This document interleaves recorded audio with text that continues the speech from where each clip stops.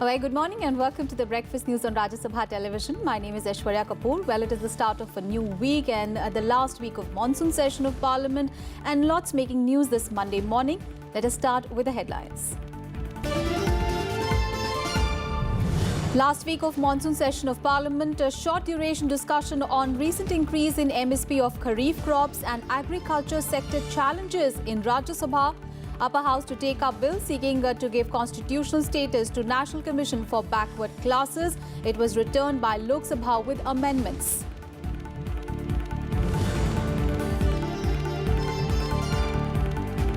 President's assent to Fugitive Economic Offenders Bill 2018. Bill seeks to deter fugitive economic offenders from evading legal process in India and fleeing the country. Extradition request for Mehul Choksi handed to authorities in Antigua. Supreme Court to hear petitions challenging validity of Article 35A of Constitution, granting special rights to Jammu and Kashmir natives. Court to decide whether Constitution bench should hear matter.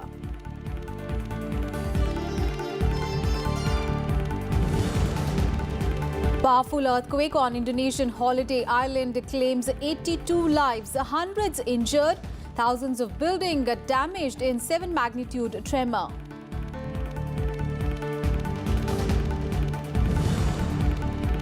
And Virat Kohli tops ICC ranking for the Test batsman for the first time in his career, becomes 7th Indian to achieve milestone. In badminton, PV Sindhu settles for silver in World Championships in China.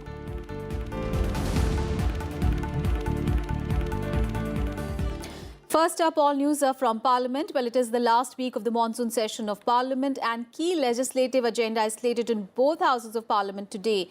In the Rajya Sabha is the Constitution 123rd Amendment Bill 2017 and the Criminal Law Amendment Bill 2018 is slated to be taken up. And in the Lok Sabha, the Scheduled Castes and Scheduled Tribes Prevention of Atrocities Amendment Bill 2018, the Juvenile Justice Care and Protection of Children Amendment Bill 2018 are in the list of business. A short duration discussion is slated to be held in the Rajya Sabha today. The discussion is on the recent increase in the minimum support prices for Kharif crops and the challenges in the agriculture sector. The discussion will be raised by Amit Shah, Bhupendra Yadav, Amar Shankar Sable, Prasanna Acharya, Pratap Keshri Dev, Bhaskar Rao Nekanti, Manoj Kumar Jha, Binoy Biswam, Vijay Sai Reddy and Anil Jain. And the Rajya Sabha will today take up the Constitution 123rd Amendment Bill 2017 that was returned by the Lok Sabha with alternate amendments and further amendments. The bill seeks to grant constitutional status to the National Commission for Backward Classes. The bill was passed by Rajya Sabha with an amendment on 31st of July 2017. The Lok Sabha passed the bill with alternate amendments and further amendments at its sitting that was held on 2nd of August 2018. The bill was passed unanimously with over 2/3 majority in the Lok Sabha. The panel will be considered on par with the National Commission for Scheduled Castes and Scheduled Tribes bill that states that the President may specify the socially and educationally backward classes in the various states and union territories. Under this measure, the NCBC will have the powers of a civil court while probing any complaint. The bill will be discussed along with the National Commission for Backward Classes Repeal Bill 2017. Meanwhile, BJP President Amit Shah has asked the Congress party to clear its stand on the amended OBC bill when it is to be taken up in the Rajya Sabha. During an event in Uttar Pradesh on Sunday to rename the Mughal Sarai Junction after Pandit Deen Dayal Upadhyay, Amit Shah said that the Congress stand on whether it is really for the welfare of the backward classes will be clear depending on its help in the passage of this bill. अभी Modi ji 2 bill लेकर आने वाले हैं। एक bill है इस देश के सभी पिछड़ों को ओबीसी कमीशन के तहत संवैधानिक मान्यता देने का बिल। इस देश के करोड़ों पिछड़ा समाज के लोगों को ओबीसी बिल पारित कर सम्मान देने का काम करने जा रही है। मित्रों, सम्मान देने का काम करें। And the Lok Sabha will take up the Scheduled Castes and Scheduled Tribes Prevention of Atrocities Amendment Bill 2018. It was tabled in the lower house on Friday by the Minister of Social Justice and Empowerment, Thawar Chand Gehlot. The bill seeks to further amend the SC/ST Prevention of Atrocities Act of 1989. It seeks to overturn a Supreme Court order which had laid down certain safeguards in the SC/ST law. The bill rules out any provision for an anticipatory bail for a person accused of atrocities against SCs and STs. It also provides that no preliminary inquiry will be required for registering a criminal case, and an arrest under this law would not be subject to any approval. And President Ramnath Kovind has given his assent to the Fugitive Economic Offenders Bill 2018. The bill seeks to deter fugitive economic offenders from evading legal process in India and fleeing the country. The bill allows for a person to be declared as a fugitive economic offender if an arrest warrant has been issued against him for any specified offences where the value involved is over 100 crore rupees and he has left the country and refuses to return to face prosecution. The bill allows authorities to provisionally attach properties of an accused while the application is pending before the special court. The bill was passed by the Rajya Sabha on 25th of July. The Lok Sabha had cleared the measure on 19th of July. Meanwhile, in related news, India has handed over a request to Antigua for the extradition of a bank fraud fugitive Mehul Choksi. Choksi has obtained citizenship of the Caribbean nation, and PTI is quoting official sources as saying that a team from India was sent to Antigua few days back to pursue the authorities there to extradite Choksi. It adds that the team met the foreign ministry officials of the island nations on Saturday and handed over the request to extradite Choksi to India.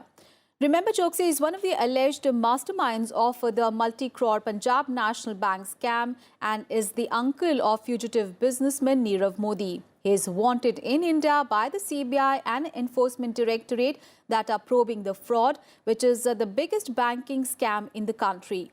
Choksi had fled India on 4th of January this year, and he took oath of allegiance in Antigua on 15th of January.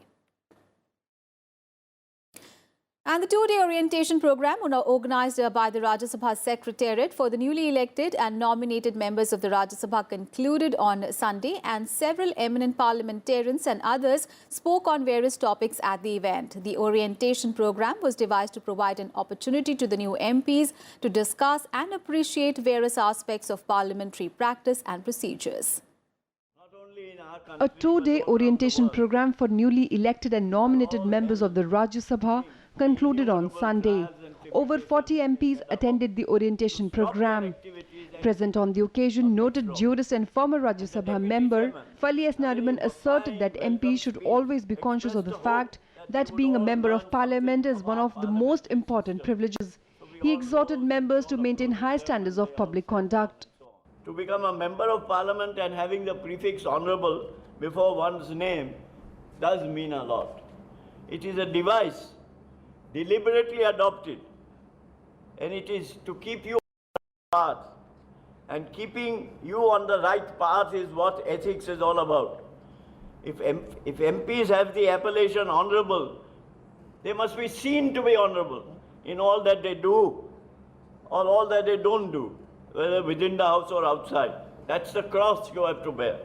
Rajya Sabha MP Bhupendra Yadav spoke on the procedural devices for raising matters of public importance in the House. राज्य सभा की जो विधायी प्रक्रिया है, मेरा ये मानना है कि शुरू में एक बार अगर रूलिंग के साथ और रूल्स के साथ हम लोग अटैच हो जाते हैं तो ज़्यादा बेहतर तरीके से अपने विषयों को हम राज्य सभा में उठा सकते हैं, क्योंकि सदन की पूरी कार्यवाही में जितना अनुपात सरकारी कार्यों का रहता है, सरकारी विधायी कार्यों का रहता है, उसमें अगर प्रपोर्शन देखा जाए तो मेरा मानना है कि सदस्यों को व्यक्तिगत रूप से विषय रखना और सरकारी विधायी कार्य ये 60-40 60% सदस्यों को ज़्यादा मिलता है.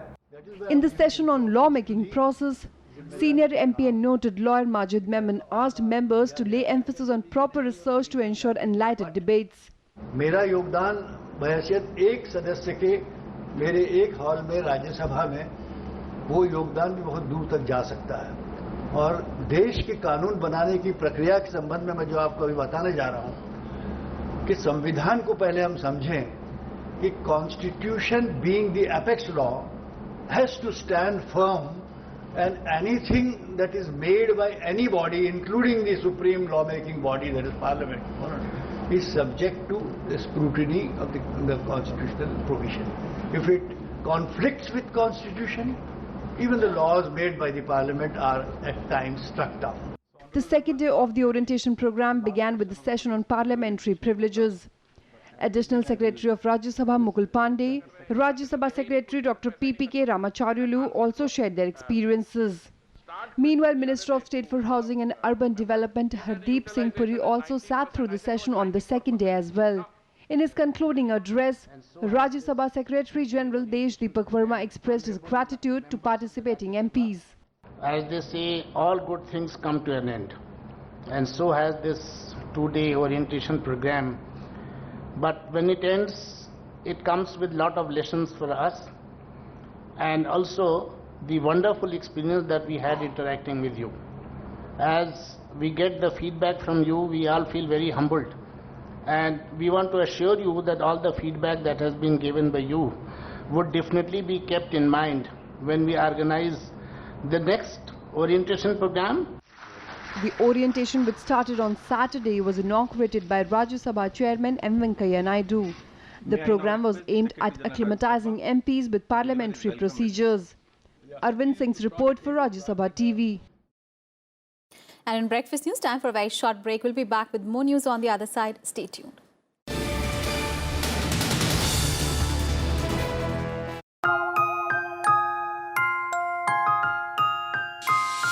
आज हम आपको ले चलेंगे देश के ऐसे स्मार्ट सिटी में जो पूरी तरह से ग्रीन स्मार्ट सिटी है। छत्तीसगढ़िया सबले बढ़िया, ये कहावत अब तक छत्तीसगढ़ में ही मशहूर थी कि वो दिन दूर नहीं जब ये कहावत पूरी दुनिया में मशहूर हुई। बाकी लोगों को भी बता सकते हैं कि नए रायपुर में बहुत सी चीज़ें नई जो हो रही हैं, उससे देश विदेश में हमारा नाम भी बहुत बढ़ रहा है। यहाँ रायपुर के लिए तो सबसे न्यू है, छत्तीसगढ़ में सबसे पहली बार आया है, और नया रायपुर जैसे जैसे डेवलप हो रहा है उसमें और अच्छी चीज़ें आ रही है। देखिए स्मार्ट सिटी नया रायपुर रविवार शाम 7:30 बजे और सोमवार सुबह 10 बजे सिर्फ राज्यसभा टीवी पर।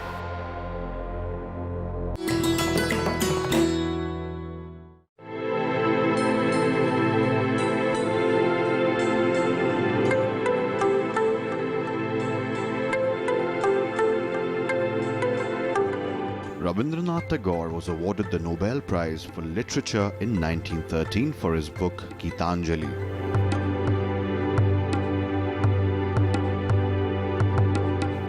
In 1950, he composed the music and lyrics for India's national anthem Jana Gana Mana.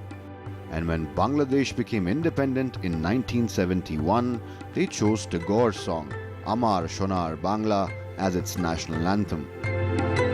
Tagore's life and works have made him a cultural icon, studied the world over, even into the 21st century.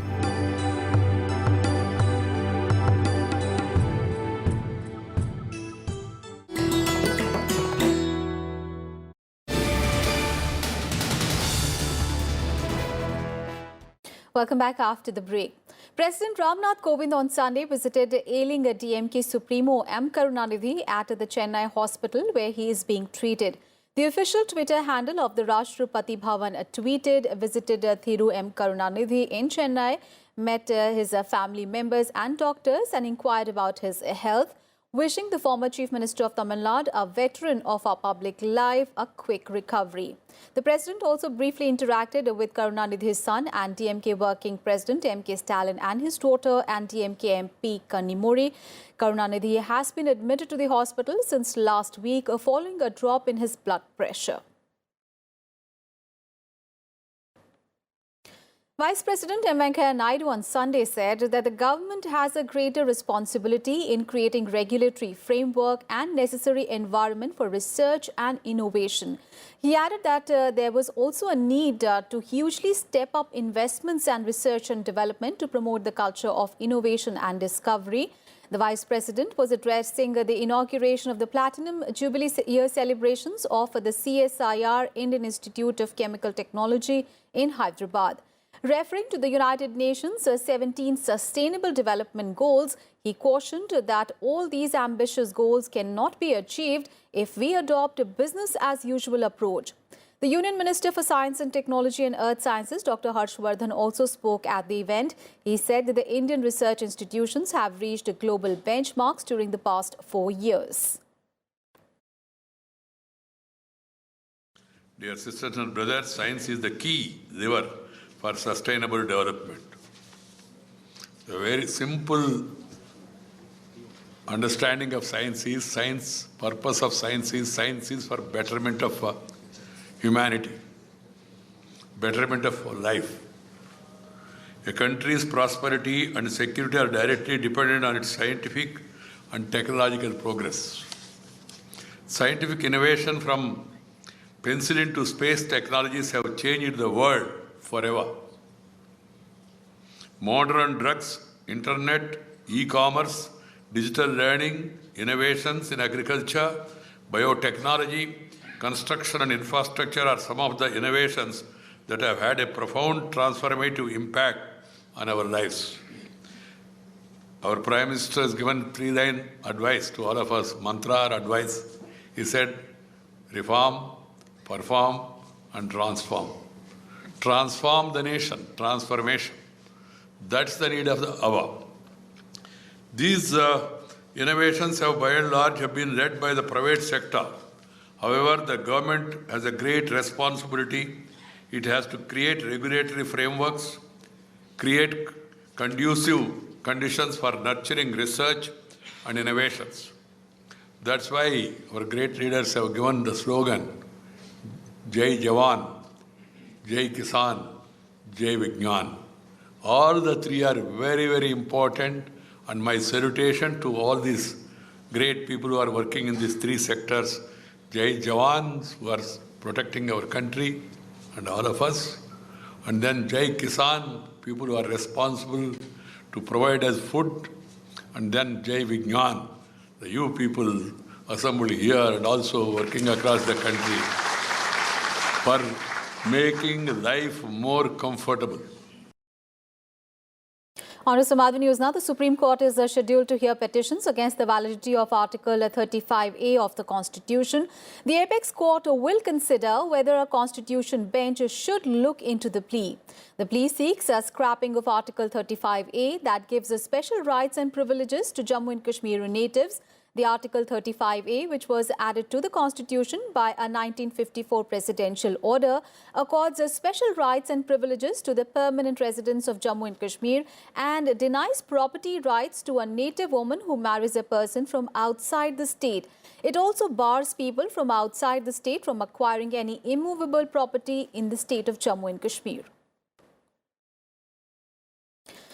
And the central government has assured all help to Nagaland to deal with floods and landslides that caused the loss of human lives and damage to the public properties. The Union Minister of State for Home, Kiran Rijiju, along with Nagaland Chief Minister Neiphiu Rio, took stock of the situation that Nagaland has been facing due to incessant rainfall. After reviewing the situation, Kiran Rijiju assured all assistance to the state government. He said that an interministerial team would be constituted and sent to Nagaland within a week to prepare correct projection of the financial requirement.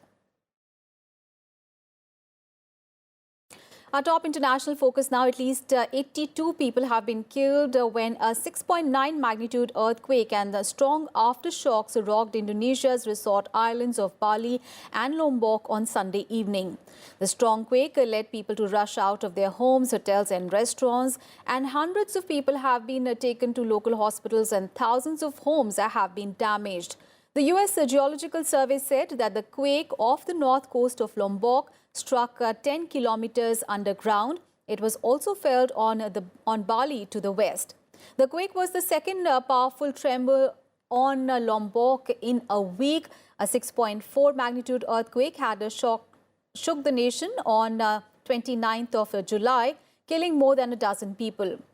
Red Cross workers moved people to higher ground and advised people in coastal areas to leave due to tsunami concerns. Meanwhile, landline phones as well as cell phone services were reported down. While damage has been reported from the Bali airport, flights at the Bali and Lombok airports were continuing. The Indonesian archipelago, where Lombok and Bali are located, is part of the Pacific Ring of Fire, a 40,000-kilometer area of intense seismic and volcanic activity where most of the world's earthquakes occur. And 6 people have been arrested in Venezuela for involvement in an apparent assassination attempt on President Nicolas Maduro. The country's home minister said that they were part of a group that loaded 2 drones with explosives and set them off during a military parade in the capital. The incident happened when President Maduro was speaking at an event to mark the anniversary of the National Guard. 2 drones loaded with explosives reportedly went off near the president's stand. 7 soldiers were also injured. Now, President Maduro has warned the perpetrators face maximum punishment. Maduro also accused neighboring Colombia and the elements within the United States of instigating a plot to kill him. Colombia said that the accusation was baseless, and US also denied any involvement, adding that it could be a pretext set up by the regime itself. The government has also pointed the finger at the opposition, prompting fears of a new crackdown. There was no U.S. government involvement in this at all. Just within the past couple of hours, I've spoken with our charge in Caracas, the head diplomatic official down there. He and his staff were up much of the night making sure that Americans in Venezuela were safe as of now. Now, with respect to what happened last afternoon, look, it could be a lot of things from a pretext set up by the Maduro regime itself to something else. And the Saudi Arabian Foreign Ministry has recalled its ambassador from Canada and given the Canadian ambassador 24 hours to leave the country. Riyadh is also freezing all new trade and investment deals with Canada. The decision comes after Canada expressed concern over the arrests of human rights activists in Saudi Arabia. In a statement, a Saudi Arabian Foreign Ministry official said that the arrests were made by the competent authorities and detainees were provided with all the rights guaranteed during the investigative and trial stages. The ministry denounced Canada's stance as interference in the internal affairs of the kingdom. On Friday, Canada called on Riyadh to immediately release the civil and human rights activists recently arrested by the Saudi Arabian authorities, including Samar Badawi, an internationally recognized human rights defender. Badawi and another high-profile Saudi Arabia's women's rights activist, Nasima al-Sada, were arrested in the kingdom last week, sparkling an international outcry.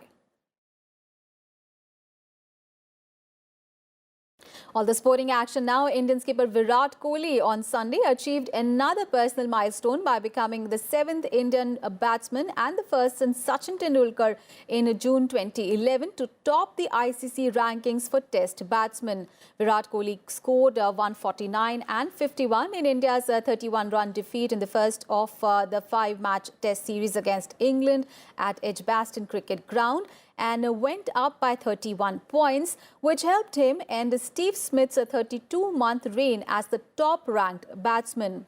Virat Kohli reached the top of the summit for the first time in his 67-test career. He now leads Smith, who had held the top spot since December 2015, by 5 points. Now, apart from Virat Kohli and Sachin Tendulkar, Rahul Dravid, Gautam Gambhir, Sunil Gavaskar, Virendra Sehwag and Dilip Vengsarkar are the other Indian batsmen to have achieved #1 rankings during their careers.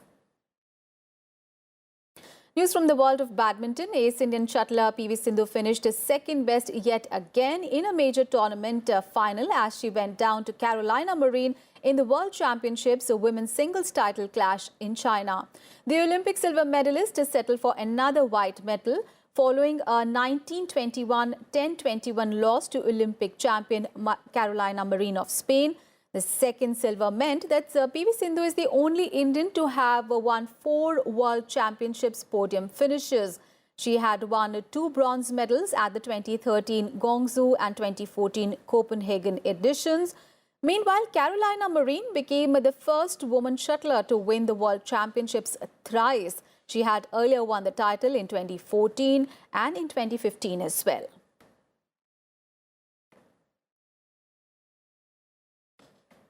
And India's Gaganjeet Bhullar grabbed his maiden European Tour title at the Fiji International in Natadola Bay. Gaganjeet Bhullar soared high with a brilliant chip-in eagle on the 17th hole for a one-stroke win over charging Anthony Quirrey of Australia. It was Gaganjeet Bhullar's first win on the European Tour, his 9th Asian Tour title and 10th crown overall. He now becomes the most successful Indian player on the Asian Tour, overtaking the tally of 8 tour wins by Arjun Atwal and Jyoti Randhawa. And that's it from me and my team in this edition of Breakfast News. Thanks so much for watching. Have a great day ahead.